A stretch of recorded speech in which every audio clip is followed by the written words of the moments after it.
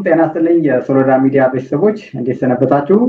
ዛሬም እንደተለመደው አንድ ትልቅ እንግዳ ይዘን ቀርበናል። እንግዳችን ለሶሎዳ ሚዲያ አዲስ አይደሉም። ከሁለት ጊዜ ሶስት ጊዜ በላይ ቀርበዋል። እንግዲህ ዛሬም በትግራይ ውስጥ ያለው ወቅታዊ ሁኔታ መሰረት አድርገን በተለይ በረሃብ እየሞቱ ያሉ እናቶች፣ አባቶች በዛ ምክንያት አድርገን ነው እንግዲህ ዛሬ እንግዳ ያደረግናቸው። ስለዚህ አብራችሁ እናንተም ከኛ ጋር ቆይታ እንድታደርጉ ጠይቃለሁ።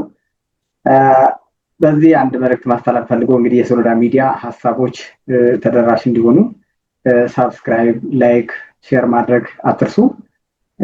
እንግዳዬ እንኳን በሰላም መጣ። እንኳን በሰላም ቆየኝ ሚኪ።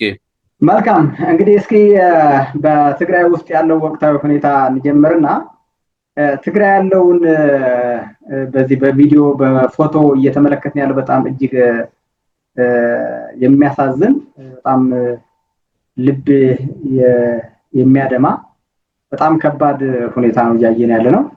የዚህ ችግር መነሻውና የዚህ ባለቤት ማን ነው? እስኪ በዚህ እንጀምር። መልካም። አንደኛ በዚህ ወቅታዊ ጉዳይ ላይ ሀሳብን እንዲሰጥ ስለጋበዝከኝ በጣም አመሰግናለሁ። በእርግጥ አሁን እንደ ሰብአዊ ሆነን እንደ ሰብአዊነት በሞላ ልብ ስናየው ትግራይ ላይ እየታየ ያለው በተለይ አንዳንድ አካባቢ መጠለያዎች አካባቢ ውስጥ የሚታይ ያለው በጣም አሰቃቂ ነው። ይሄ እየሆነ ያለው ያው ረሃቡ እንደተከሰተ የሚያሳይና ማለት ተበዳይ የሆኑ ቪክቲም የሆኑ ሰዎች በግልጽ በሆነ መንገድ እየታዩ ናቸው። ይሄ የሆነበት ምንም ሌላ አጠራጣሪ ጉዳይ አይደለም። ይህን ከመጀመሪያውም እስከ መጨረሻው ባህሉን ያደረገ የሰብአዊ እርዳታና የህዝብን ስቃይ ለፖለቲካ ፍጆታና ለዲፕሎማሲያዊ ጫና መፍጠሪያ ወይም ደግሞ ዲፕሎማሲያዊ ጫና ለመፍጠር የሚጠቀመው ከአፈጣጠሩ ጀምሮ እየሰራ ያለውና ከመጀመሪያ ከጥንቱ ካፈጣጠሩ ጀምሮ ባህሪው የሆነውን የህወሓት ቡድን ነው ተጠያቂ የሚሆነው። ምክንያቱም ይህን እንዲሆን ያደረገው እሱ ስለሆነ ማለት ነው። ይሄ ደግሞ አሁን የጀመረው ሳይሆን ካፈጣጠሩ በታሪክ ፖለቲካ የሚሰራው በሰብአዊ እርዳታና በህዝብ ስቃይ መሆኑን ዓለም ያውቋል። እስካሁን ዓለምን ያደናገረ በሰብአዊ እርዳታና የህዝቦች ስቃይ ነበረ። ስለዚህ አሁን በአብዛኛው የኢትዮጵያ ህዝብ አውቆታል፣ የትግራይ ህዝብም አውቆታል። አሁን እስካሁን ግን በዚህ ነው ፖለቲካ እየሰራ የነበረው። ስለዚህ አሁንም ተጠያቂው የህወሓት ቡድን ነው የምልህ። መልካም ስዩሜ፣ ግን አብዛኛው የቲፒኤልኤፍ አመራሮች ዛሬም የፌዴራል መንግስት ሲከሱ ነው የምናያቸው በተደጋጋሚ። ማለት ተፈናቃዮች እንዳይመለሱ የሚያደርገው ፌዴራል መንግስት ነው እያሉ ተደጋጋሚ መግለጫ ያወጣሉ፣ ይከሳሉ። ከዛም አልፈው ብዙ ተጠያቂዎች ያመጣሉ። ከትግራይ ውስጥ ያሉ ተቃዋሚዎችም ብዙ ባንዳዎች በተለይ እነ ጌታቸው ረዳ አስተዳደር የነበሩም ይከሳሉ። እና ይህንንስ እንዴት ታየዋለህ? የእውነት ይሄ ነው እኮ አሁን ምክንያታዊ ሊሆን ይችላል። አሁን ምን መሰለ ችግሩን መጀመሪያ ይፈጥሩና ፕሮፓጋንዳ ለመስራት አሁን ኢቨንቱ ፈጥረው ረሃቡን የፈጠሩበት ዋና ምክንያት ጫና ለመፍጠር ነው። ምክንያቱም ብዙ ጊዜ ምንድነው በሰብአዊ እርዳታና በሰው ስቃይ የሚነግድ አንድ የፖለቲካ የሚሰራ አንድ ሽፍታ ቡድን የሚሰራው ይሄ ነገር እንዲከሰት ያደርግና ከዛ እሱ ነገር ለዲፕሎማሲያዊ መፍጠሪያ ወይም ደግሞ ዲፕሎማሲ ጫና ለመፍጠር ለመጠቀም ነው የሚሞክረው። ስለዚህ ልክ እንደ ድሮ መስሎት ነው እንደዚህ ያደርገው። አሁን ብዙ ነገር መረጃ የሚገኝበት ምክንያቱም ድሮ መረጃውንም ተቆጣጥረው እንደዚህ አይነት ሴራና ድራማ ሰርቶ ነው ዓለምን ያታልል የነበረ ወይም ደግሞ እንደዚህ አይነት ፖለቲካ የሚሰራ የነበረ እንደ ድሮ መስሎት ነው። አሁን ግን መረጃው አለ፣ ህዝቡም በተወሰነ መልኩ የተረዳበት ምክንያት አለ። ዓለም አቀፍ ማህበረሰብም ይህን ያወቀበት ሁኔታ ስላለ አሁን ሀሳቡ የነበረ በዚህ ላይ ፖለቲካ ሰርቶ ዓለም አቀፍ ጫናና አቴንሽን የማግኘት ሀሳቡ ነው የነበረው። አሁን አላዋጣውም፣ ሊሆን አልቻለም፣ የሚሆን አይደለም። ግን ዋናው ጉዳዩ የነበረ ይህን አንደኛ ተጠያቂነትን ሁል ጊዜ ራሱን የፈጠረውን ችግሮቹ ኤክስተርናላይዝ የማድረግ ባህሪ አለው። ስለዚህ ኃላፊነቱ ይህን ነገር ለፌደራል ጫና ለመፍጠር ለፌደራል መንግስት ጫና የመፍጠር ሁኔታው ነው አስቦ የነበረው፣ ግን የሚሆን አይመስልም። ምክንያቱም መረጃው በሁሉ ማለት ሁሉ አክሰስ ማድረግ የሚችልበት ሁኔታ ነው ዓለም የደረሰበት። ሁለተኛ ደግሞ ባህሪውን ሁሉ የተረዳበት ሁኔታ ስላለ ይህን እንደ ድሮ መስሎት ነው ይሄ መግለጫ ያወጣው። መግለጫው ሲያወጣው ግን ትዕግስት መጨረሻ አለው የሚል ነገር ነው ይዘት ያለው ነው ያወጣው። ዋናው ነገር ግን ይህን የራሱን ጥፋት ከጥፋቱና ከወንጀሉ ለመንጻትና ራሱን ነፃ ለማድረግ እና የራሱ ወንጀል ለሌላ ለመስጠት አስቦ ያወጣው መግለጫ ነው እንጂ ሁኔታውን የሚገልጽ አይደለም። መልካም ስዩም፣ ዛሬ ከፌደራል መንግስትም አንድ መግለጫ ወጥቶ አንብቤ ያለው ከ250 ሚሊዮን ብር በላይ የሚገመት በ3 ወር ውስጥ ድጋፍ አድርጌያለሁ። ስለዚህ ይህንን ደግሞ ኃላፊነት መውሰድ ያለበት ማድረሱ አለማድረሱ ደግሞ የክልሉ ጊዜያዊ አስተዳደር ነው የሚል መግለጫ አውጥተዋል። እና ፌደራል መንግስትም እነሱ እየከሰሰ በጀቱም ለነሱ እየሰጠ እነሱም መልሰው እሱን እየከሰሱት በማህበረሰቡ ደግሞ በመሃል ላይ እየሞተ እንደምናየው ይሄ ነገር እንዴት ማስተካከል እንችላለን? ማለት እነዚህ ሰዎች ለምሳሌ ፌደራል መንግስት በተደጋጋሚ እንደዚህ አይነት ድጋፍ እያደረኩ ነው ይላል፣ ግን ተጠያቂነት ግን እሱም አያመጣም። ለምሳሌ አሁን ከ250 ሚሊዮን በላይ በብር የሚገመት በ3 ወር ውስጥ ድጋፍ አድርጌያለሁ ብሎ መግለጫ ሲያወጣ እንግዲህ የተራበው ሰው ደግሞ እያየን ነው። ዓለም በሙሉ እያየው ነው። ስለዚህ የተቸገረ ማህበረሰብ አለ ማለት ነው። ስለዚህ ይህንን ገንዘብ ለነዛ ጊዜያዊ አስተዳደር ሰጥቷቸው ከሆነ ያ ገንዘብ እዛ ቦታ ካልዋለ የመጀመሪያ ማድረግ ያለበት ተጠያቂዎች አካላቶቹ በደንብ ወደ ዓለም አቀፍና ወደ ህግ ማቅረብ ያለበት ፌደራል መንግስት ነው። ግን አሁንም በጀት ነው ሲሰጠዋል፣ እንደገና ተመልሶ ደግሞ አለማድረሱ ደግሞ ለሱ ነው የምትጠይቁት ይላል። እንደገና ማለት ማን ነው የሚቆጣጠረው? ይሄ ነገር እንዴት ማስተካከል ይችላል? እንዴት ትገልጸዋል? በትክክል አሁን የምናየው ነገር ሲጀመር ህዝቡ በመጠለያ ውስጥ እንዲቆይ ያደረገው ለምንድን ነው? ህወሓት ይህን ነገር እንዲቆይ ሲያደርግ ፌደራል መንግስት እኮ ይህን ነገር ገፍቶ ወይም ደግሞ ህግ አስከብሮ ወደ ቀዬው መመለስ የሚፈልግ ህዝብን እኮ መመለስ አልቻለም። ምክንያቱም እንቅፋት ሆኗል። ይሄ ነገር ከሆነ ደግሞ ወደ ጦርነቱ ላለመመለስ የሚደረገው ነው የሚመስለኝ። ምክንያቱም ፌደራል መንግስት ይህን ያህል ትዕግስት እያደረገ ያለው ይመስለኛል። እንቅፋቶቹ ዓለም ህዝብ አውቆ ህዝብ የትግራይ ህዝብም የኢትዮጵያ ህዝብን እስከሚያውቅ ይመስለኛል። አለበለዚያ ማን እንደያዘው እኮ ይታወቃል። አሁን ለምሳሌ ይሄ ረሃብ እየገጠመው ያለው በየመጠለያ ቦታዎቹ እየተራበ ያለው ማህበረሰብ ምናልባት ወደ ቀዬው ተመልሶ ኖርማል ህይወት የሚመራበት ሁኔታ ሊፈጠር ይችል ነበር ይሆናል። ይሄ ግን እንዳይሆን ተደርጓል፣ በፖለቲካ ሴራ ማለት ነው።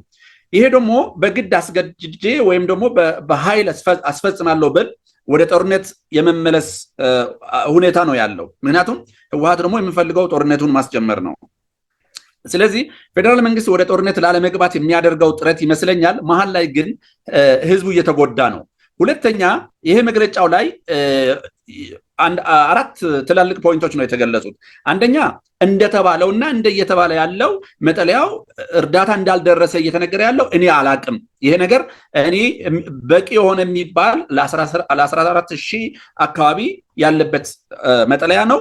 ለሱም የሚሆን 11 ሚሊዮን ኩንታል ለ4 ወር ከመስከረም እስከ ታህሳስ ማለት ነው። እንደገና ደግሞ በብር ቢገመት 280 ምናምን ሚሊዮን የሚገመት እርዳታ ሰጥቻለሁ። ይህን ግን የሚያስፈጽመው የክልሉ ጊዜያዊ መንግስትና የአካባቢው አስተዳደር ነው። ስለዚህ የላኩት ወይም ደግሞ የሰጠሁት እርዳታ ሰብአዊ እርዳታ ለታለመለት ዓላማ ያልዋለ ከሆነ ተጠያቂነትን ማስፈን ያለበት ጊዜያዊ አስተዳደሩ ነው እና አካባቢው አስተዳደር ነው ብሏል። ስለዚህ ምንድነው አሁን እውነተኛነቱ ማረጋገጥ የምንችለው ይህን ነገር መግለጫ ከወጣ በኋላ ከነሱ ወገን የወጣ ውሸት ነው፣ አልደረሰም፣ እንደዚህ አልተደረገም አላሉ። ስለዚህ ምንድነው የሚሆነው?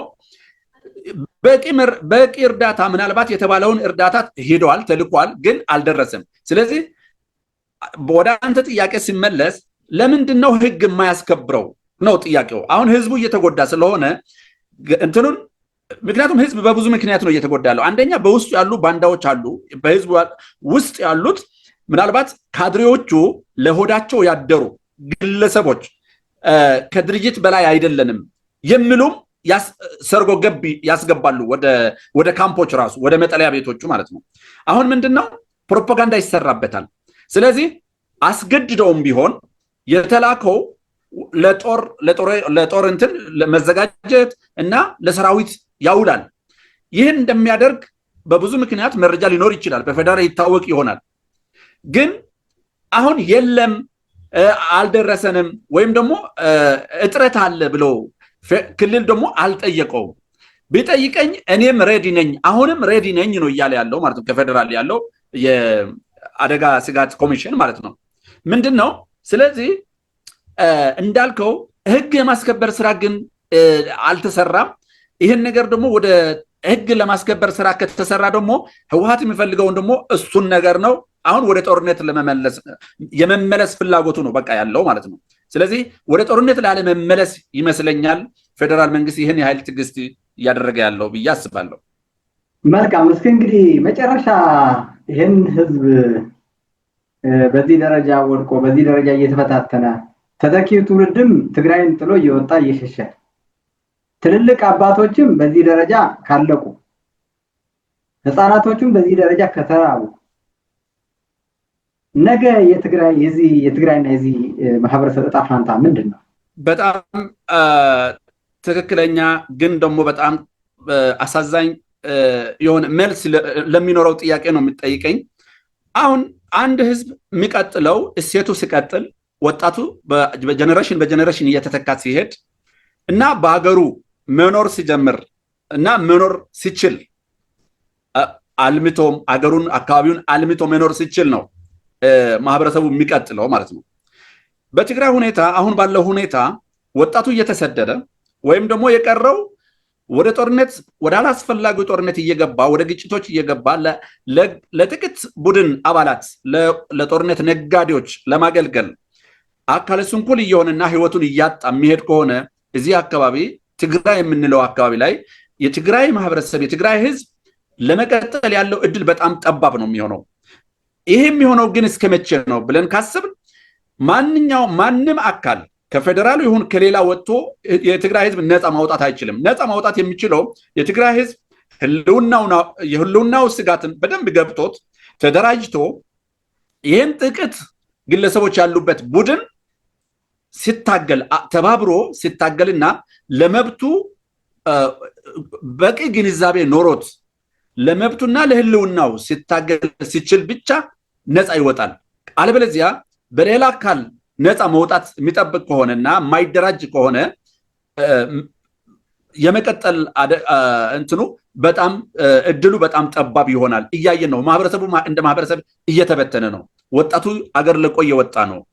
ስለዚህ ምንድነው ነፃ ማውጣት ያለበት የትግራይ ህዝብ ተደራጅቶና መብቱን አስከብሮ ለነዚህ ዘራፊ ቡድን ጥግ ሲያስይዝ ብቻ ነው። በሌላ በኩል አሁን ለምሳሌ በፌደራል ነፃ ቢወጣ ህዝቡ አብዛኛው ማህበረሰቡ ራሱን ለደህንነቱና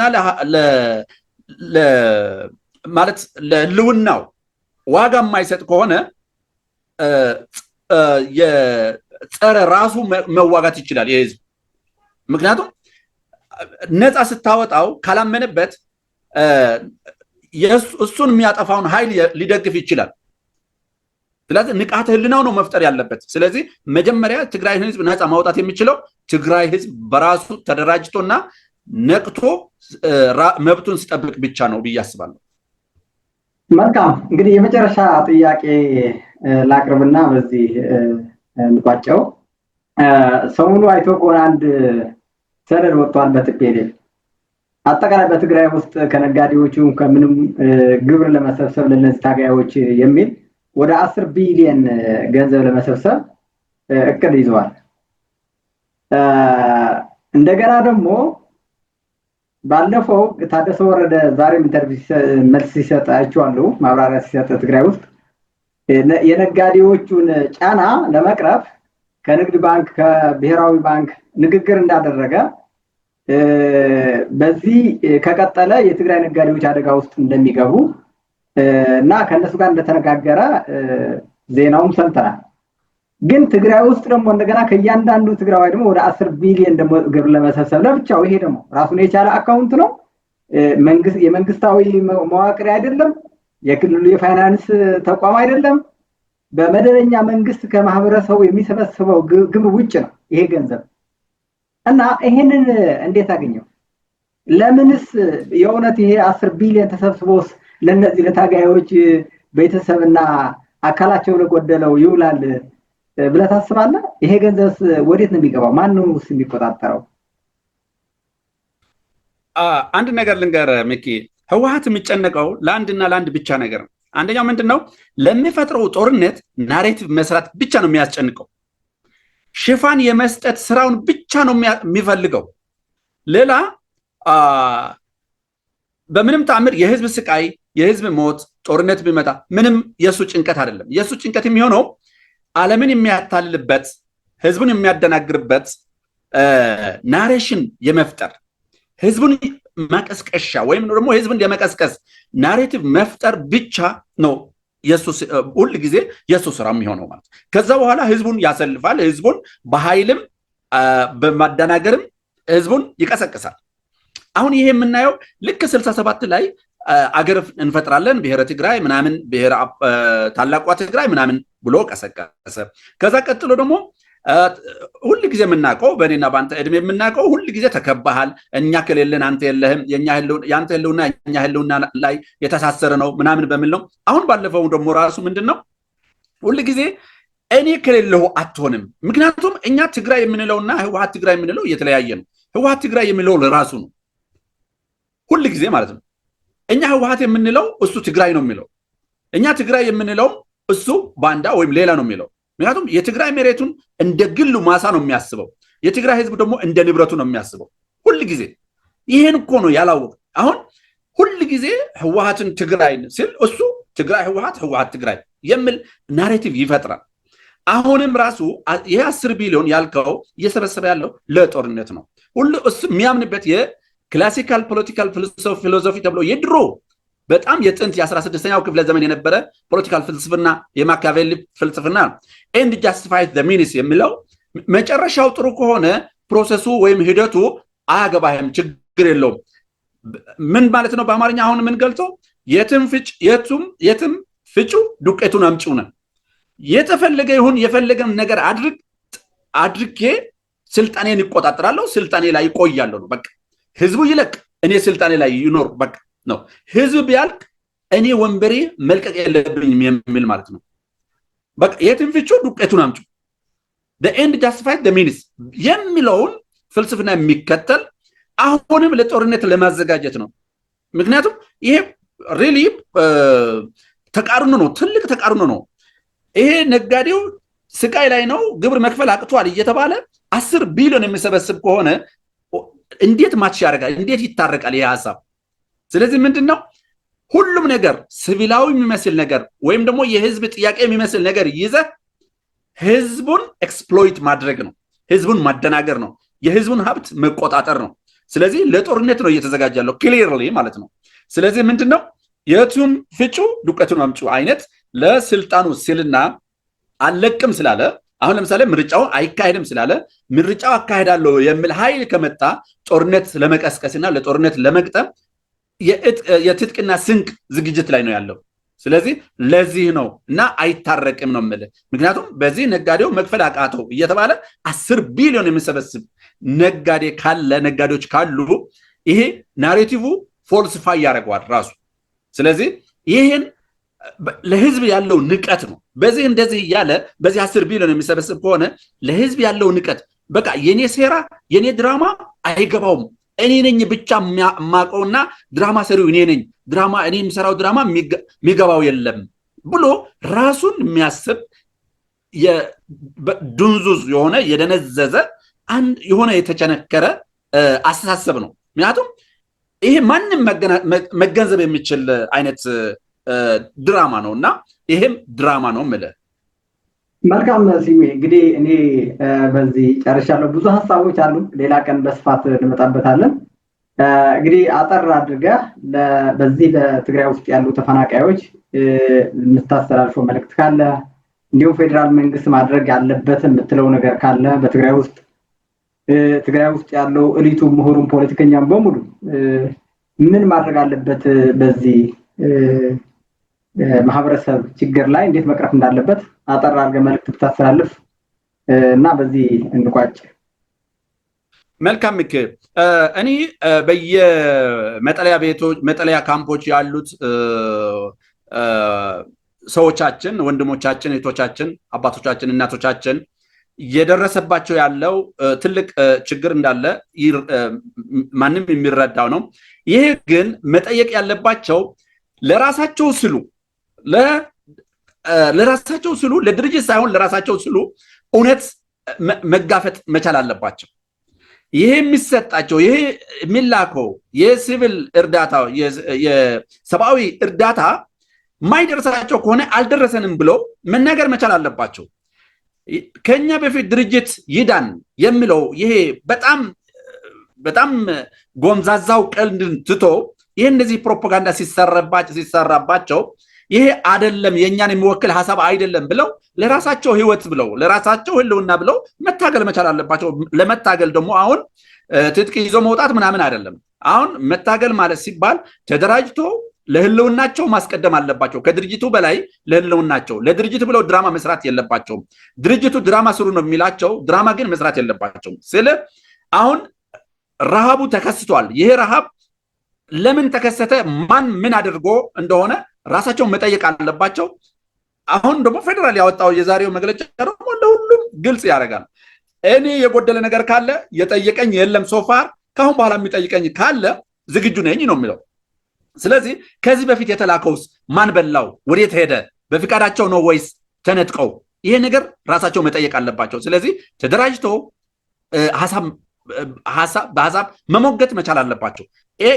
ትግራይ ኤሊት ከህወሓት ፖለቲካ ሴራ ወጥተን በተቋሚ ቢሆንም በህወሓት አስተሳሰብ ከማሰብ ይልቅ ህወሓት የሚሰራውን ስራ መስራት ራሱ መድገም ማለት ወይም ደግሞ የህወሓት ሴራውን ውስጥ ገብተህ በተግባር ማገዝ ማለት በአፍህ ሌላ በቃላቶች ሌላ እያልክ ተግባሩን ደግሞ የምትደግፍ ከሆነ ከህወሓት የተሻለ ነገር አይደለም ማለት ነው። ከህወሓት የተሻለ ነገር የለም ማለት ነው። ስለዚህ ቆም ብለን አስበን ቅድሚያ ስልጣን ወይም ደግሞ ድርጅት የህወሓትን መደገፍ ሳይሆን የህወሓትን ድራማ መተወን ወይ የህወሓትን ድራማ ማጀብ ሳይሆን ለህዝባችን ስንል የህዝባችን ቅድሚያ አድርገን ለህዝብ መቆርቆርና የህዝብ ድምፅ መሆን መቻል አለብን። ይሄ እንድናደርግ ደግሞ ብዙ አይጠበቅብንም። መረጃዎች ሙሉ ነው።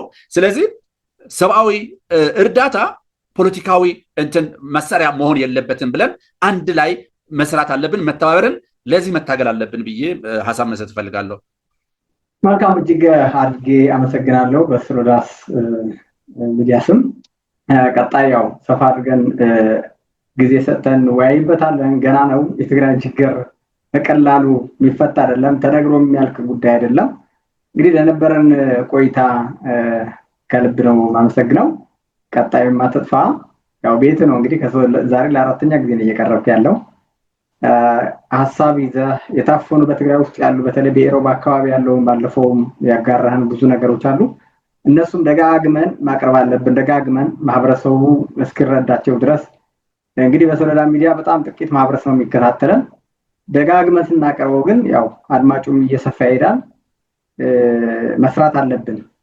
ዝም ማለት የለብንም። የትግራይ ህዝብ እየጠፋ ያለው ዝም ስላለ ነው፣ ሌላ አይደለም። የትግራይ ህዝብ ራሱ ህዝቡ ዝም ስላለ ነው እየጠፋ ያለው። መናገር ቢችል፣ በነፃነት መጻፍ ቢችል፣ በነፃነት ማሰብ ቢችል እነዚህ ቲፒኤልኤፎች የትም አይደርሱ ነበረ። በዚህ ደረጃ አያዋርዱትም፣ በዚህ ደረጃ አያሰቃዩትም ነበርና የመናገር የመጻፍ የማሰብ ነፃነታችን ማረጋገጥ አለብን የሚል አቋም አለኝ። በግሌም በሶሎዳ ሚዲያም እንደዛ ነው። አትጥፋ ማለት ነው ፈልገው። ለተሰጠህን ማብራሪያም ከልብ አመሰግናለሁ። አመሰግናለሁ ሚኪ፣ ለሰጠኸኝ እድል በጣም አመሰግናለሁ። መልካም፣ እንግዲህ የሶሎዳ ሚዲያ አድማጮች ይህንን የመሰለ ሀሳብ አቅርበናል። እናንተም ይህንን ሀሳብ ሼር ማድረግ አትርሱ። ላይክ፣ ሳብስክራይብ አድርጉ፣ ለሁሉም ኢትዮጵያዊ እንዲዳረስ። ለነበረን ቆይታ ከልብ አመሰግናለሁ። ቸር ሰንብቱ።